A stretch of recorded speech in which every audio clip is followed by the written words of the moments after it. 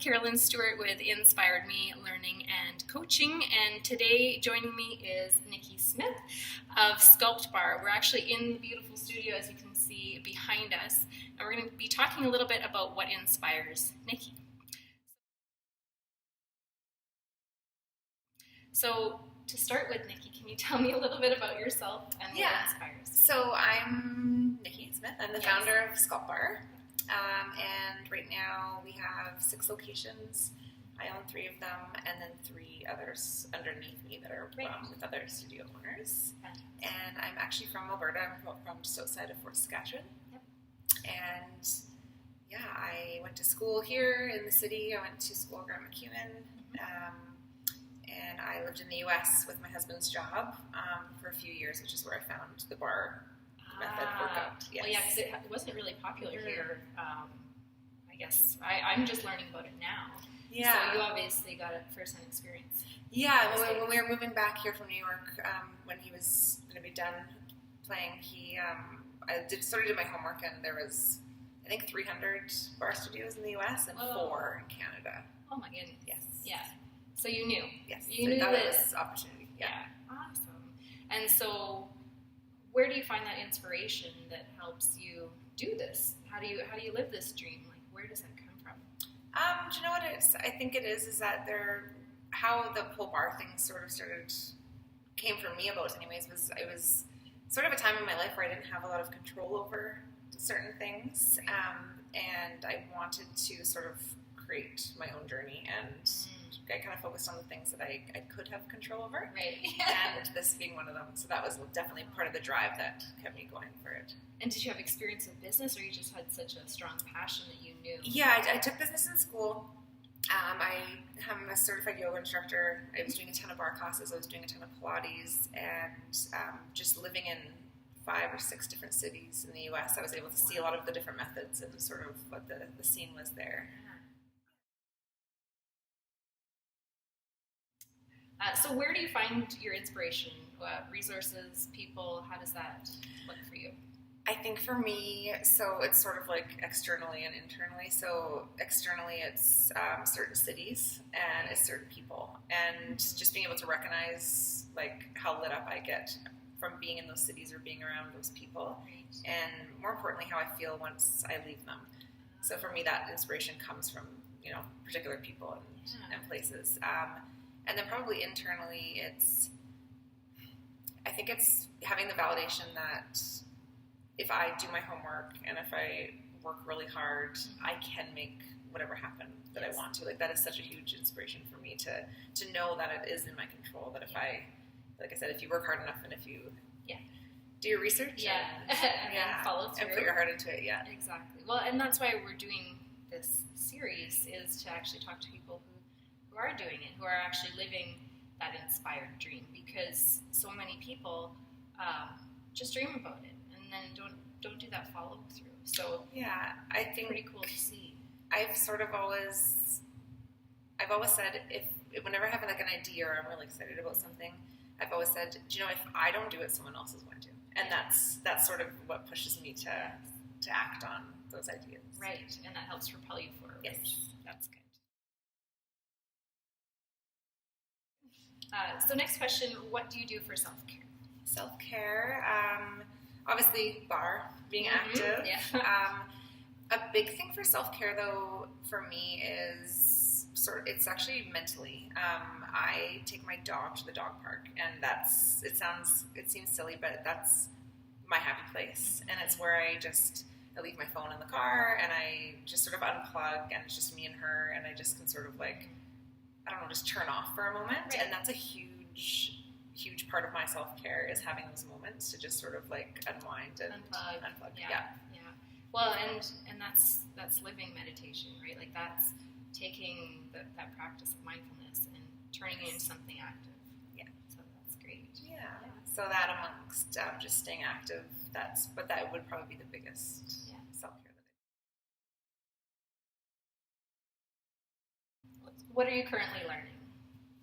I'm currently learning that I myself am my only limit, and I'm learning that I need to delegate and how to let go of that control. I'm not a control freak by any means, but as a business owner, it's sometimes hard to, I guess, trust that others will do, you know, a job as expected. Well, and that they will support your dream as much as you will. Like, that you hold it so safe. I know.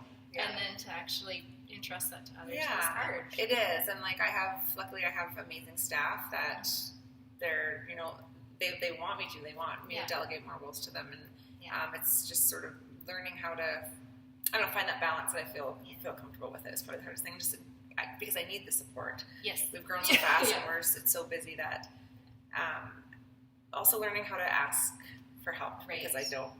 I like to just do everything myself. Oh, you're just like me. Yeah. So that's a tough one but I'm learning real quick that it's something that's needed. Yeah. Yeah, and I actually went through something quite similar because I had a wellness center.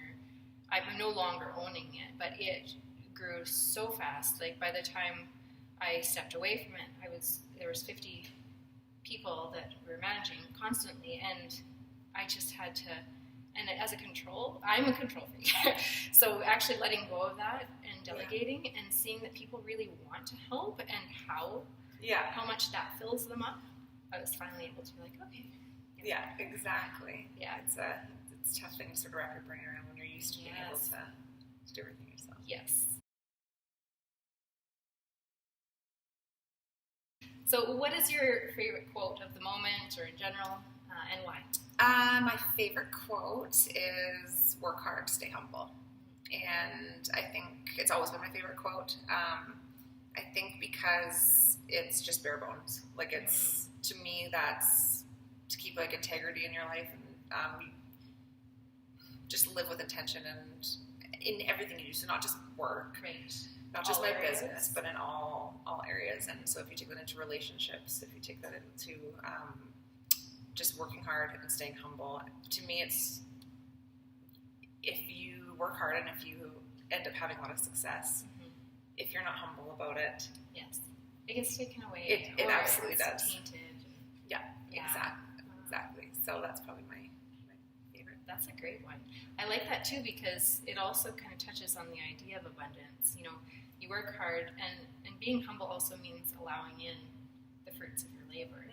So many times we can push that away, but humble is accepting, allowing, and then, you know, going, okay, now I've got more to do. Yes. Yeah. All right. So last question for you.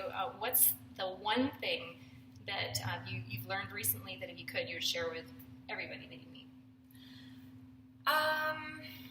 Probably the most valuable thing I've learned lately is, so I went back to school recently. I'm taking a course through Parsons out of New York City, and I have no idea how I'm doing it, but I just graduated 2 weeks ago. Yeah. Sorry, that's exciting. What that has really taught me is that everyone's busy. Yeah. Everyone has their own stuff going on. I opened 6 studios in 3 years. Yeah. But if you want something, you'll make it a priority. And so that's sort of what it came down to for me, is that it's never going to be a good time to do something that's on your bucket list or do something that, you know, everyone's always saying, oh, I would love to do that, I would love to do this. If you really, really want it, you just find a way to make it work because everyone's busy. And that's probably the most valuable thing that I've learned lately that I wish I could tell everyone, because I know so many people that have those dreams and have ideas, and the busy excuse is something that is so overused. And if it's something that you really want, again, you're your only limit, right? Yeah. So this all ties together really nicely. Yeah, and especially as parents, or I find women in particular, they get caught up in that busyness, and so you're so right, and recognizing that you have to just do it. Yeah, you don't have to be ready. You just have to do it. No, and it's scary, but it's just taking that leap and just you figure it out, right? Yes. So Thank you so much for joining us today for this week's What Inspires You. And this was with Nikki Smith of Sculpt Barre. You can learn more about her studios online at sculptbarstudio.com. That's it.